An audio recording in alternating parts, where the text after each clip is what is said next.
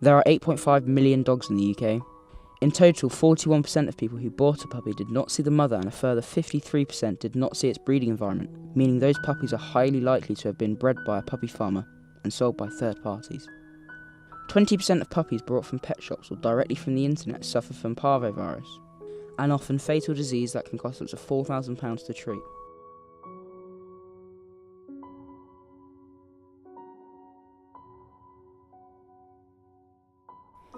I went to speak to Sarah College, a dog owner who knows a lot on the topic.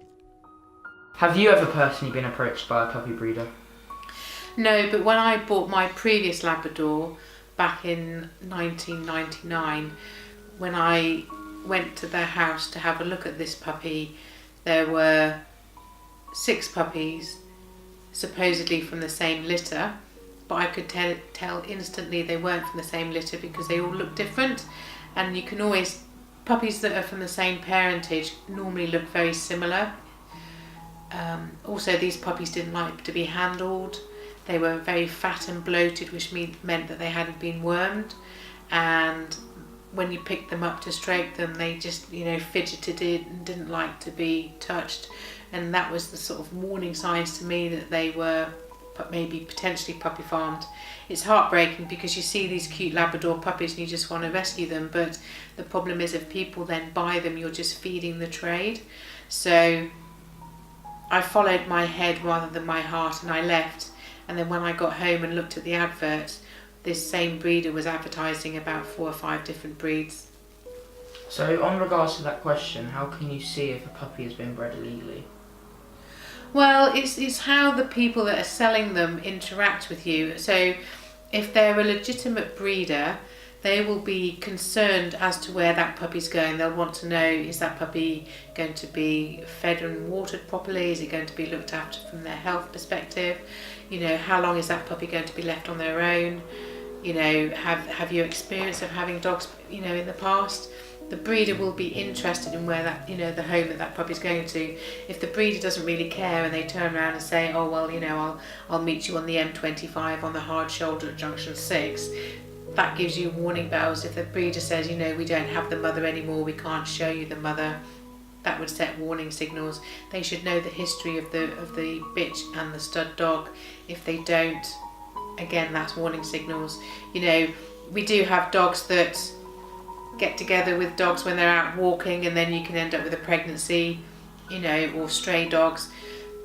That's just things that happen and it can't be helped. But people that are breeding dogs intentionally to make money has a detrimental effect.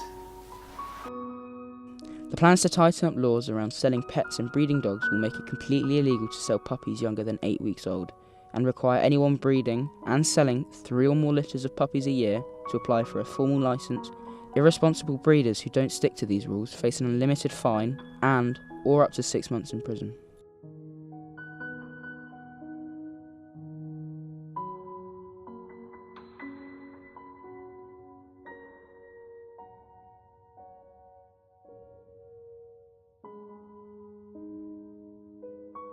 What can people at home do to stop illegal puppy breeding? Well, they can make sure that they see the puppies in the home. They ask to see the mother.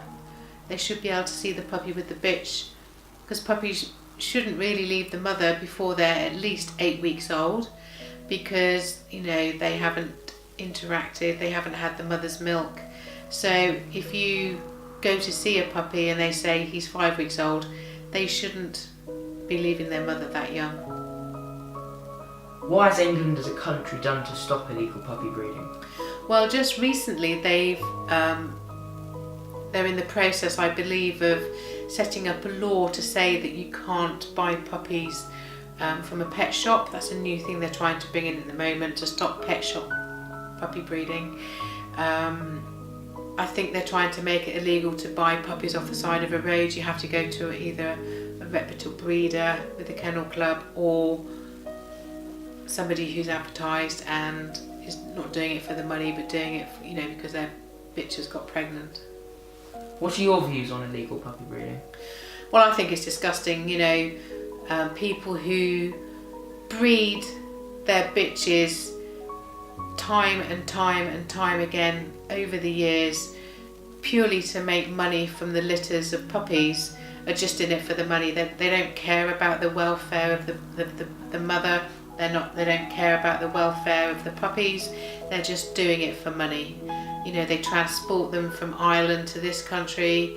There's a lot of people that have stable blocks full of different breeds of bit dogs, and you know, these animals are kept in really bad conditions.